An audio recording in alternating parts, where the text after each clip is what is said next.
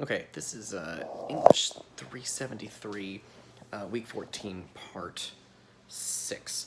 Um, YouTube, I've been recording these in YouTube, and sorry, I took a break and I had some dinner, and now it's dark out and some time has passed. YouTube made some changes to their app while I was eating dinner, and now I think I can't record within YouTube, which is strange. It has the funny effect that that thing that I've been doing all semester long where I hit the button to reverse the camera so that you can look out the other camera, I kind of can't do that anymore. So it's like I can't show you what I'm reading. Which is incredibly weird. Like I've literally made hundreds of, I made hundreds of videos, like 1,000 videos. I made a lot of videos, but I made like 100 hours, which is like I don't know, but it's a lot.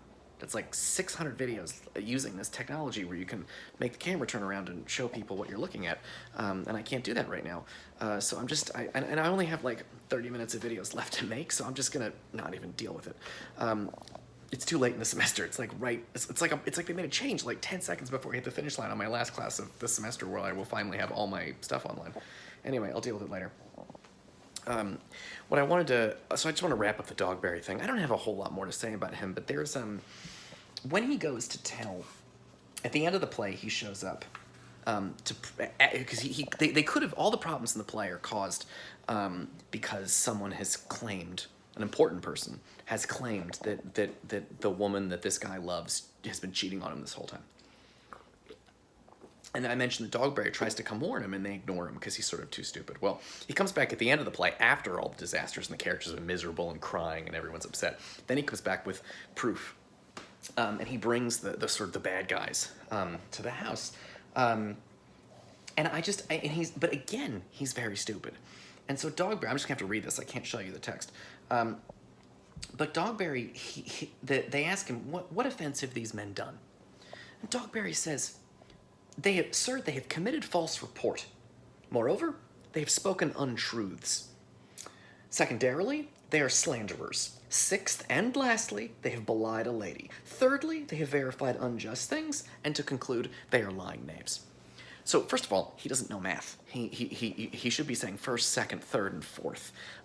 Instead, he says he says secondarily as his third thing, sixth and lastly as his fourth thing. Then he says thirdly, and then he has a conclusion.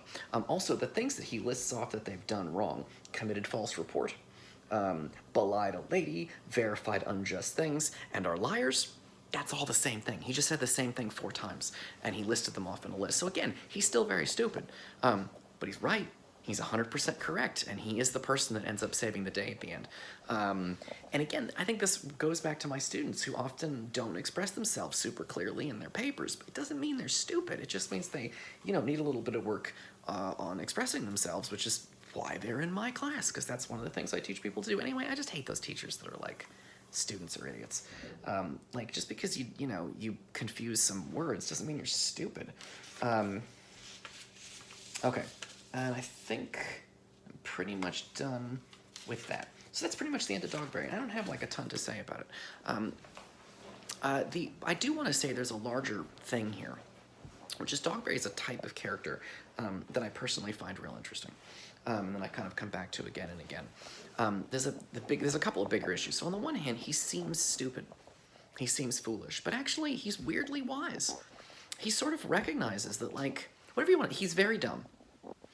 He says foolish, embarrassing things, and he makes himself look stupid. But he's really nice.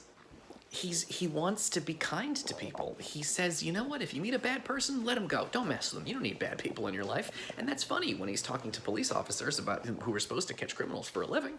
I'll just let him go. But it's kind of sweet as like a way to live your life, to think like, I don't need these bad people around. You don't want to mess around with bad people. That's not going to make you happy.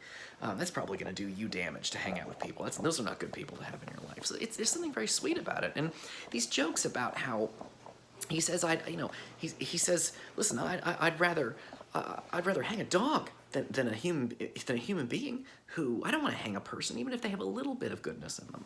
Like, that's really nice. Like, that's a good attitude to have, to say that even if someone's a total villain, no one's a total villain. Everybody's got a little good in them, and like, we shouldn't murder people. He's against capital punishment.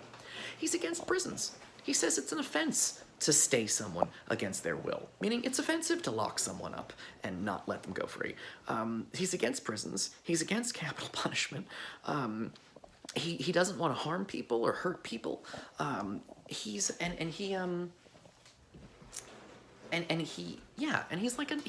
a sweet person. And there's something about his character. And instead of apprehending homeless people, he wants to understand them. He wants to comprehend them. And again, I know he doesn't quite mean that because he doesn't know what he means, but he says he wants to comprehend the homeless instead of arresting the homeless. And he's actually kind of sweet. He's a kind of character that I find interesting. It's a type of character called the Holy Fool, which is that he's a very stupid person, but he might be onto something. He only seems foolish, and that if you actually listen to if you can get past the strangeness and the sort of obvious stupidity, he's actually quite wise. It's quite wise to say maybe prisons are a terrible system that we should rethink. Maybe homelessness we should be trying to understand the causes of homelessness rather than simply arresting the homeless and throwing them in jail. And in this, he's a character who, I'm going to say something really ridiculous, but he's not dissimilar to Socrates and Jesus. And I don't know a lot about Buddha, but maybe Buddha. Because I know more about Socrates and Jesus, but Socrates and Jesus are people who, if you don't know who they are, on the surface, they look quite stupid.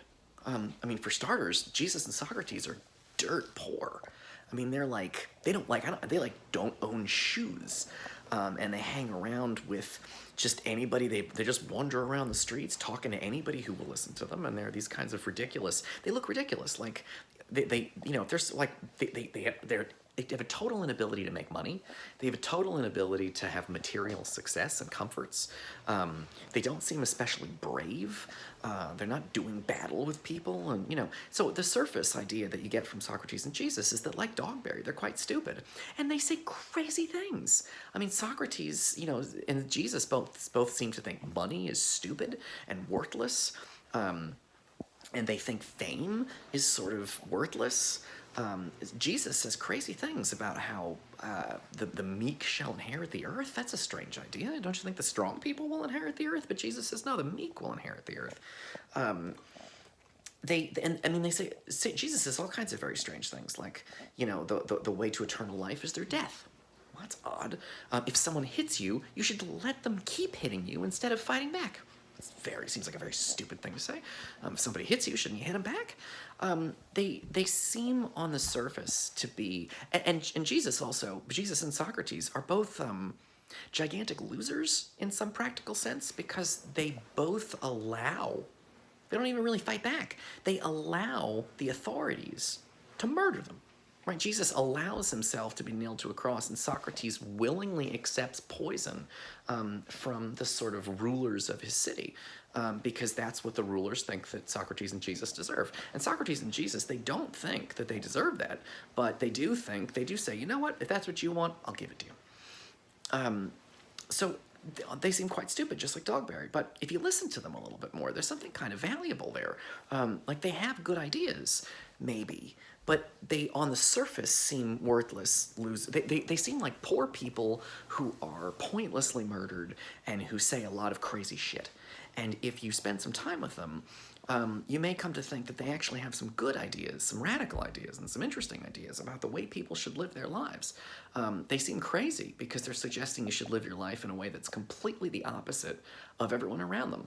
Right? Most people want power, they want money, they want fame, they want sex, and they want to do violence. And Socrates and Jesus are like, I think there's another way to live your life. There's a different way to do this. And so they seem foolish, but they're actually quite wise in a way. So there's something interesting there. I'll pick this up in the next video.